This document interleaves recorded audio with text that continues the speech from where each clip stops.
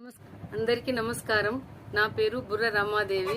వెలుగు జాడల్ YouTube channel. ఈ ఛానల్ను అందరూ సబ్స్క్రైబ్ చేయండి, షేర్ చేయండి, లైక్ చేయండి, సబ్స్క్రైబ్ చేయండి. ఇలాంటి వీడియోలు మునుముందు మీ ముందుకు తీసుకువస్తా. నాకు సహకరించండి. నమస్కారములు.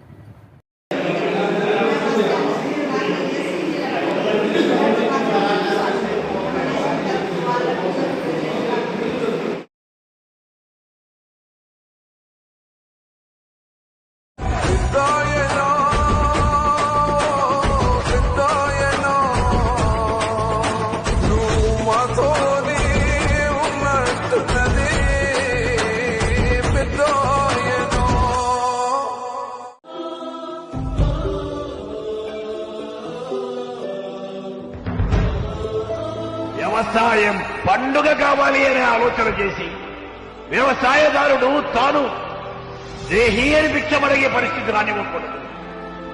తాను పండించి తాను తిని 10 మందికి పెట్టగలిగిన పరిస్థితుల్లో రైతు చేయి పైన ఉండాలి.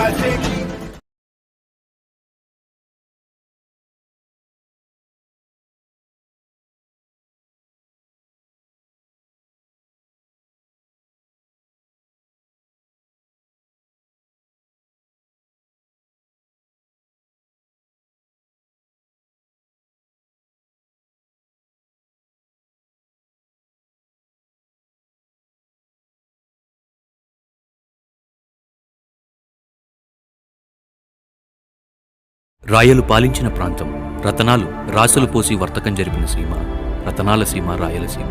ఆ సీమలో రాజారెడ్డి జయమ్మ దంపతులకు పుట్టిన ఒక రారాజు రాజశేఖరుని కథ. ఇది మన రాజన్న కథ. పౌరుషాల పులివెందలలో జూలై 8, 1949లో జన్మించిన తాను ప్రాథమిక విద్య పూర్తి చేసి ప్రాణాలు కాపాడే వైద్య విద్యని ఎంచుకున్నారు. తాను పుట్టి పెరిగిన ప్రాంతంలో రూపాయి డాక్టర్గా సేవలందించారు. 1978లో రాయలసీమ ప్రాంతం నుంచి రాజకీయ ప్రస్థానం మొదలుపెట్టిన ఆయన నాటి నుంచి నిర్యాణం వరకు ఓటమి ఎరుగని నేతగా నిలిచిపోయారు. రాజకీయాలకు ఎందరో వచ్చారు, ఎందరో రాజకీయాలు చేశారు. కానీ ఎవ్వరు కూడా రాజన్న కాదు కదా, ఆయన సమస్థాయిని కూడా తాకలేకపోయారు. తన ప్రస్థానం, ప్రయాణం నేటి తరానికి తెలియకపోవచ్చు. అందుకే మరొక్కసారి ఆయన ఎవరో, ఏం చేశారో గుర్తు చేద్దాం.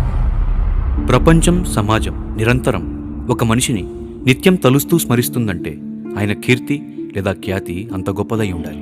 చరిత్రలో చిరస్థాయిగా నిలిచేందుకు ఆయన చేసిన ప్రయాణం యాత్రగా పేరుగాంచి నవచరిత్రకు నాంది పలికింది. అప్పటికి పలుమార్లు శాసనసభకు, పార్లమెంటుకు ఎన్నికైన రాజశేఖరుడు ఆనాటి పాలకుల వల్ల ప్రజలు పడుతున్న బాధల్ని తెలుసుకునేందుకు, వినేందుకు చేసిన చిరు ప్రయత్నం పాదయాత్ర. ఎందరో ఇది చరిత్రలో భాగమవుతుంది అని అనుకున్నారు. కానీ ఇదే చరిత్ర అయింది. 11 జిల్లాలు, 1500 కిలోమీటర్లు పాద ప్రయాణంలో ప్రజల గుండెలకు ఈయన్ని చేరువ చేసింది. ఆయన కళ్లకు కరువు నెల దాహం కనిపించింది. ఆయన చేతులను బడుగు జీవుల జీవితానికి భరోసా ఇచ్చేలా చేసింది. అనారోగ్యపు విలయతాండవం ఆరోగ్యశ్రీని తేవాలనే తలంపు తెచ్చింది. అన్నదాతల కన్నీరు, నీరు, కరెంటు ఉచితంగా ఇచ్చేలా ఉత్తేజపరిచింది. ఆకలి పేగుల అర్తనాదం, 2 రూపాయల కిలో బియ్యం తెచ్చే ఆలోచన ఇచ్చింది. కార్మికుల, కర్షకుల బాధలు ఆయన్ని కఠోర దీక్షాదక్షుని చేసింది. కటిక పేదల కన్నీరులో ఆయనలో ఉన్న కోపమనే మలినం కొట్టుకుపోయింది అని ఆయనే చెప్పేలా చేసింది. పాలకుల పెత్తనంపై పంతంతో మొదలైన యాత్రకి ప్రజల తోడ్పాటుతో ప్రభంజనమైంది. ఆయన ప్రజలకు ఇవ్వాలి అనుకున్న భరోసా ప్రజల నుంచి ఆయనకు దక్కింది. ఎంత కష్టమైనా ప్రజాపాలన స్థాపించాలి అనే సంకల్పం ముందు సింహాసనం సైతం చిన్నపోయింది. ఎన్నికల యుద్ధంలో ఈయన పూరించిన శంఖారావం, ప్రజలు చేసిన సింహనాదం రాజశేఖరుణ్ణి శిఖరాగ్రాన నిలిపింది. నాటి నుండి రాజశేఖరుని రాజ్యపాలన మొదలై రాజన్న పాలనగా పేరుగాంచింది.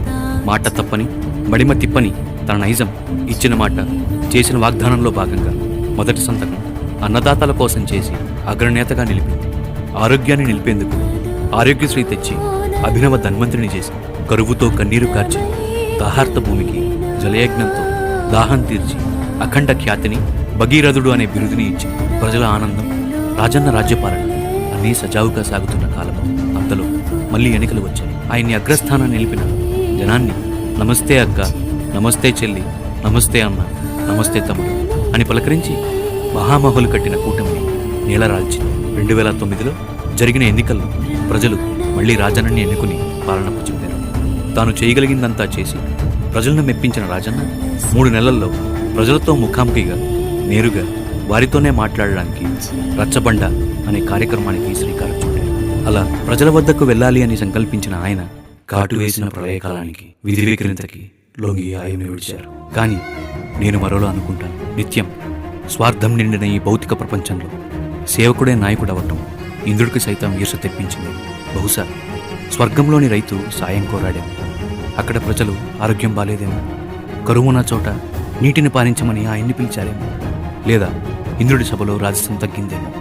మనిషిగా వచ్చాడు, మెరుపులా మెరిచాడు, దైవమై ఎగిచాడు.